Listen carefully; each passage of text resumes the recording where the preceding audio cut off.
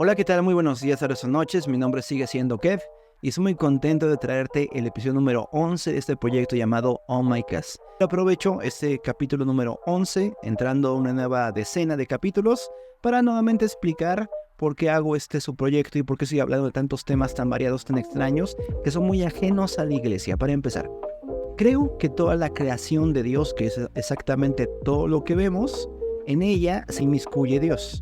Y no solamente porque sea Dios, sino porque además siente un interés particular por su creación, la ama, la sustenta, pero también interviene con su presencia en ella. Inclusive creo que también el corazón del hombre, sea que esté en concordancia con Dios, sea que le ame, expresa amor con bondad, verdad y belleza.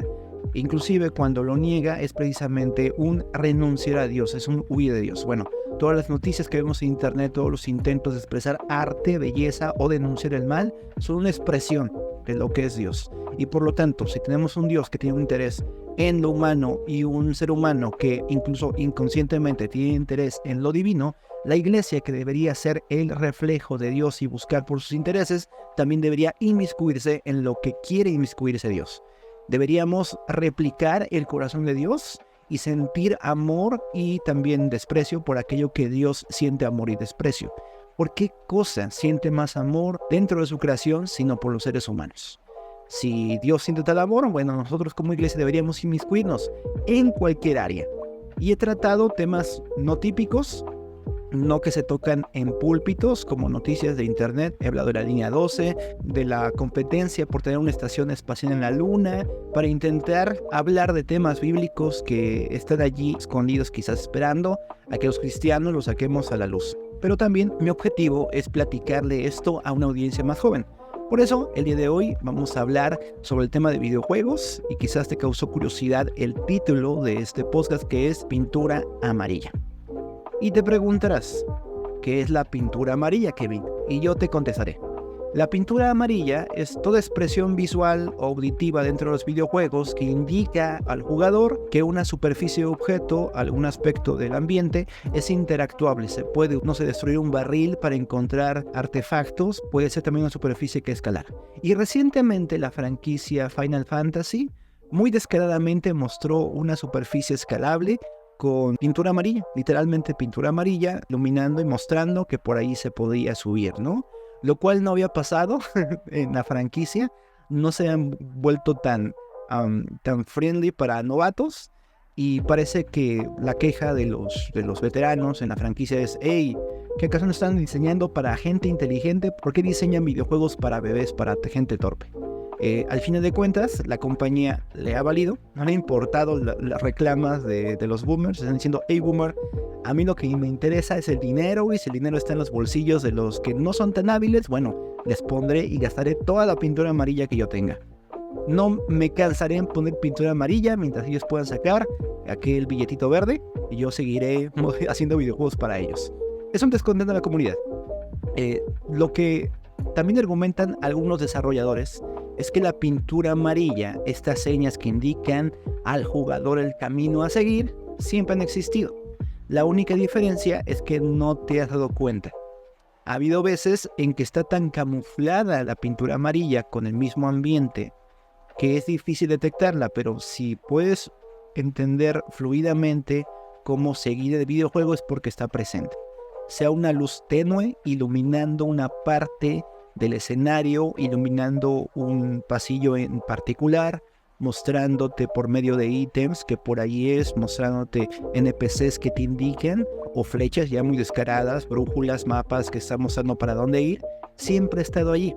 Siempre ha habido una guía básica que te indica el camino a seguir. Digo, era mucho más obvio anteriormente, ¿no? Con juegos viejitos donde resplandecían, brillaban, ¿no? Los ítems a tomar, ¿no? Era muy obvio, pero siempre ha existido. La situación es como que ahora los juegos son tan realistas, es mucho más difícil que esto no se note como un medio ajeno al videojuego en sí. Como tienes un escenario de color café, es difícil que no se note que hay pintura amarilla o roja o azul indicando el camino, pero de que ha existido, siempre ha existido, y la gente no se había quejado, pero a la gente le gusta quejarse. Resulta que también, además, en la vida cotidiana siempre hemos tenido pintura amarilla. Esto en menor o mayor grado. siempre ha habido indicaciones en edificios públicos que te muestran la ruta de emergencia, siempre ha habido en las puertas, bueno, muy recientemente, el de jale y empuje, indicándote cómo abrir o cerrar, y sin embargo seguimos chocando contra las puertas o seguimos jalando en lugar de empujar. Bueno, la gente somos así. Hay indicaciones en la marucha de que aquí está caliente o en el café, a pesar de que acabas de sacarlo del microondas o de la máquina expendedora que claramente está exhalando vapor. Aún así, el instructivo te dice, bueno, ponle ahí caliente, porque la gente es la gente, ¿no? Es más, el champú tiene instrucciones. Entonces, esto ocurre porque, para bien o para mal, el usuario, cuando se encuentra con un sistema, lo único que hace es pegarle como un cavernícola intentando que funcione. Bueno, en internet podemos ver ejemplos en los gimnasios de gente que tendría que tener un instructivo ahí en la máquina o una pantalla indicándole cómo usar, porque bueno, las aberraciones que uno ve de repente, y dejen de eso, los accidentes que podrían causar no usar correctamente los artefactos, pues ocurren constantemente. Y de la vida cristiana, existen ejemplos de pintura amarilla, existen ejemplos de momentos en que Dios ilumina, como un coro de ángeles, con pintura amarilla el camino a andar, o será el contrario, que Dios simplemente lo deja al criterio de las personas y tienen ellas que tomar en cuenta los valores que ya han sido inculcados en él. Un ejemplo grandote es Gedeón. Contexto rápido, en el tiempo de los jueces, dice el último versículo del libro de Jueces, no había rey en Israel, sino cada quien hacía lo que bien le parecía. A causa de esto, los filisteos y los pueblos aledaños constantemente subyugaban y acababan con la comida del pobre Israel. En uno de tantos periodos de ese tipo, había un hombre llamado Gedeón. Llega un angelito y le dice, varón esforzado y valiente. Y Gedeón se queda así como, ¿me estás hablando a mí? ¿Realmente me estás hablando a mí? Porque contexto particular de Gedeón. En ese momento había mucho miedo de que los madianitas les quitaran los pocos frutos que podían conseguir. Eran subyugados por ellos. Y Gedeón estaba en un lugar hondo, un lugar bajo, esparciendo el trigo para, bueno, quitarle la basurita y poder consumirlo. Ahora, era un trabajo bastante ineficaz porque en un lugar hondo, donde hay pues muro, no había forma de que el viento pasara y pudiera sacar toda la basura. ¿Por qué hacía esto? Precisamente porque estaba escondiendo del pueblo que podría robarles el trigo. Es decir, estaba haciendo un acto para algunos cobarde o precavido para que no les roben el poco alimento que tienen. Entonces la mitad del mensaje del ángel es, bueno, porque es esforzado. Claro que se está esforzando para tener alimento. Pero valiente escondiéndose de que le quiten la comida, bueno, no era tan valiente. Uno dirá, bueno, por lo menos había dicho varón prudente, ¿no? Por lo menos para no sentir la ironía tan fuerte, pero le dice varón valiente. Puede ser que el angelito le estaba haciendo bullying, burlándose de su situación, o puede ser que sea un edicto profético de lo que va a pasar más adelante. Resulta que Gedeón es comisionado para dirigir al pueblo como un juez, pero también como un líder militar y ahuyentar a todos aquellos que subyugaban a Israel. Hasta aquí vamos de la historia, vamos bien, acabó el contexto y aquí viene la parte clave. Gedeón no se la cree. Hay un indicador muy claro de que él tenía una misión importante, pero que él dice, realmente es para mí, ¿no ves que estoy escondiéndome? ¿Cómo es posible que Dios me escoja a mí, que escoja una persona valiente o fuerte o inteligente? ¿Yo qué? Yo quiero nada más tener mi comida para mi familia y listo. Pone una serie de excusas y culmina sus excusas en decir, bueno, pongamos una madejita de lana en un campo y si lloviendo se queda seco, pues es voluntad de Dios. Pasa lo que pidió y después se la voltea. Pues ahora pongámosla y si no llueve pero queda mojado, es que es voluntad de Dios. Hace esto 2 veces y muchos pastores nos dicen, bueno, esto que hizo Gedeón es lo que debemos hacer para confirmar el llamado de Dios. Y aquí tengo 2 objeciones a esto. Primero, no hay evidencia en el texto de que Dios le haya mandado ponme a prueba para poder hacer eso. Y 2, esta costumbre de pedirle pruebas al Dios que te manda alguna comisión es pagana. Los paganos tienen este tipo de relación con sus dioses, de pedir pruebas materiales para confirmar algo que sintieron en su corazón, algo que les dijo. Es una práctica pagana. ¿Por qué Gedeón, además de ser un cobarde, está haciendo prácticas paganas? Bueno, volviendo al versículo del cual les hablé, en el tiempo de los jueces no había rey en Israel y cada quien hacía lo que bien le parecía. Y esa es la práctica que decide hacer Gedeón, de probar como hacían las personas paganas, pero también como un medio de justificación de lo que aún tenía, que era su cobardía y sus excusas. No culpemos de todo a Gedeón, no lo estigmaticemos tampoco. Si los dioses de los demás pueblos contestan de esta forma a la gente que se acerca a ellos, ¿por qué no el Dios verdadero que me está hablando contestaría de la misma forma? Es decir, la cultura de Gedeón no tiene como malo probar al Señor, sino es algo como una relación normal, como decirle a tu papá, papá, en confianza, ¿me das para un dulce? ¿Me das para una galleta? Y el papá dirá sí o sí no, pero por lo menos hay ese lazo de confianza de por lo menos pedir. Entonces, aunque es una práctica pagana, tampoco es la peor práctica del mundo, pero definitivamente no es algo que Dios autorice, porque en el fondo, muy en el fondo, revela el deseo porque lo que Dios ha dicho no lo diga, de cachar a Dios en un tipo de error. ¿Sabes qué? Tiene razón, me equivoqué, no era Gedeón, era el otro fulano de tal. Ay, perdona, sigue escombrando tus granos, ¿no? Ya te va alguien más a librar. Entonces, hay un indicador claro de la voluntad de Dios. Digamos que hay una pintura amarilla de parte de Dios. Sin embargo, Gedeón tiene sus propias ideas de lo que era una pintura amarilla.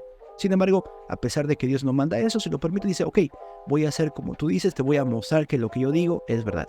¿Qué pasa con nuestra vida como cristianos? Resulta que también Dios da una pintura amarilla, pero nosotros queremos nuestras propias versiones de pintura amarilla. Y justificándonos por la anécdota de Gedeón, podríamos estar inclusive negando las señales claras de lo que Dios nos ha dicho que hagamos por preferir nuestra idea de pintura amarilla. Ejemplo, en la situación del matrimonio, de la elección de pareja, somos muy de decir, Señor, la que tenga el velo morado con puntitos verdes y rayas anaranjadas y me toque el hombro cuando estemos orando en la reunión de jóvenes, esa va a ser la chica que tú destinaste para mí. Porque algo similar hizo el siervo de Abraham con la prometida de Isaac, ¿no? Pero resulta que podría ser que esta chica nunca había usado un velo en su vida, la obligaron a usar el velo más feo que encontraron ahí en la repisa de la iglesia y puso el hombro por compromiso de no quedarle mal al líder de jóvenes. Porque los criterios que nosotros ponemos como hombres son muy lejanos a los criterios bíblicos. Es decir, ¿qué relación hay en poner un pedazo de lana en un campo con los mandamientos de Dios vivo? ¿Qué cumplimiento a la ley de Dios está pidiendo Gedeón? Sus criterios son muy extraños, a pesar de que se alíen en esta situación y a pesar de que la chica del velo podría ser la persona más linda delante del Señor. Realmente no necesariamente tiene que ser así. Podría ser un caso en que, cumpliendo los criterios humanos de uno, puse criterios aparentemente espirituales, pero bueno, hay criterios acerca del cuerpo, de la voz, que de la sonrisa, bla bla, estemos desechando los criterios bíblicos. Que por ejemplo, los criterios que pide el siervo de Abraham para encontrar esposa para Isaac son criterios en búsqueda de una mujer fuera del ordinario, una mujer capaz de servir a un extranjero con excelencia, porque algo así se necesitaba para el heredero de Abraham, para que iba a ser el príncipe de un pueblo. Es decir, son criterios maduros, inteligentes, no son criterios simplemente de que quiero que tenga un velo morado, quiero que hable de esta forma, quiero que sea colombiana, quiero que sea alto, rubio de ojos azules. Son criterios conforme a Dios.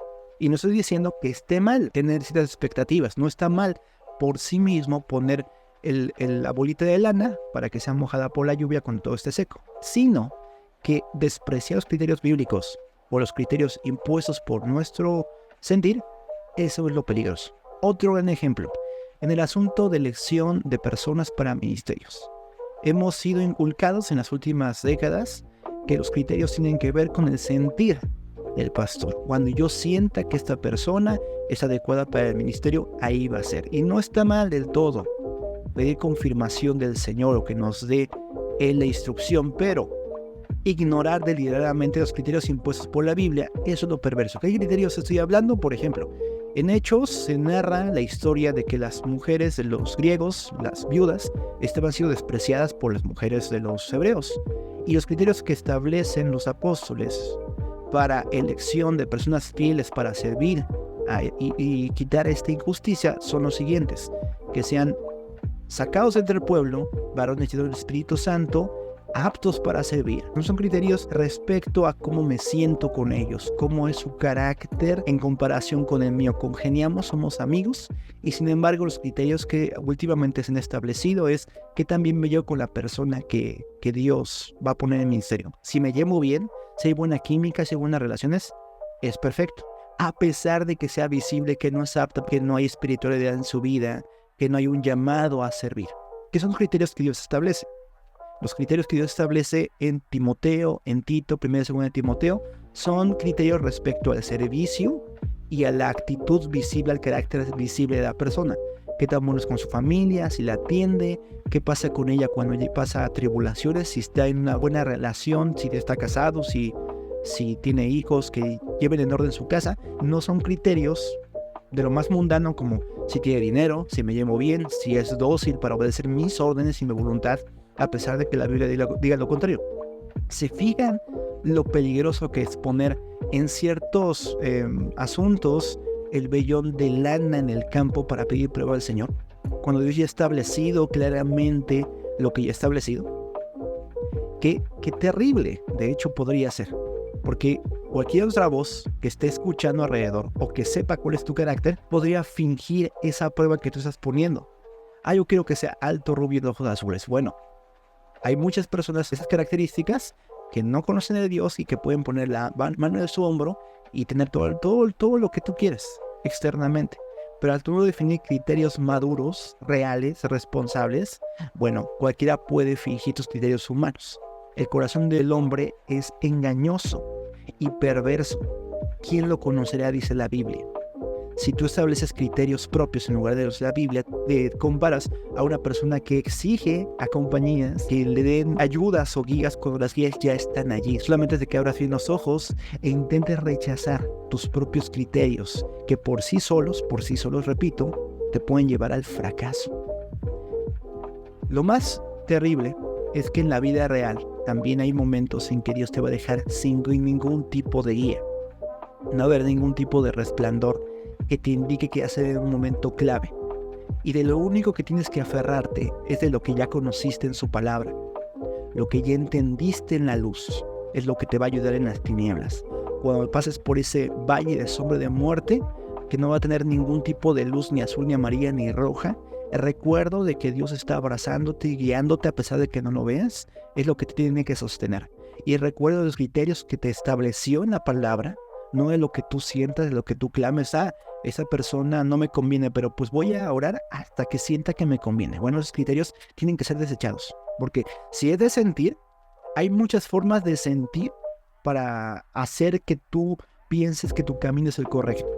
Pero si es de aceptar, hay una Biblia que te establece criterios correctos para escoger pareja o un ministro de tu iglesia que no te van a gustar, que te van a poner en posición de tolerar gente que, aceptes o no, tiene el llamado a servir. Incluso te va a obligar a desechar a personas como posibles parejas, porque no cumplen los criterios mínimos de un hijo de Dios. Y te va a ampliar y se va a reducir de alguna u otra forma tu abanico de posibilidades para encontrar pareja. Pero tienes que saber que estar en la voluntad del Señor es mucho mejor. Termino con otro juez llamado Jefté, que en su idea de pedir pruebas y compromisos extraños para con Dios, le dice a Dios: si tú me das la victoria, voy a matar, a tener en sacrificio a la primera persona que salga de mi hogar. Y resulta que Dios le da la victoria y llega a su hogar y tiene que matar a su hija, que es la primera a recibirle. Esto Dios no lo ordenó. Sin embargo, en su mala idea de Dios, su querer cumplir con criterios propios, su necesidad de su propia pintura amarilla, termina matando a su hija. Y año con año, dice la palabra de Dios, se hacían canciones fúnebres de tristeza por la hija que no pudo seguir una vida por el capricho de seguir sus propios criterios del padre. Es peligroso esto. Buscar nuestras propias señales, buscar nuestra propia pintura amarilla, parece ser trivial, pero puede tener repercusiones terribles. No simplemente lo que se logre o no en un videojuego, sino para toda tu eternidad.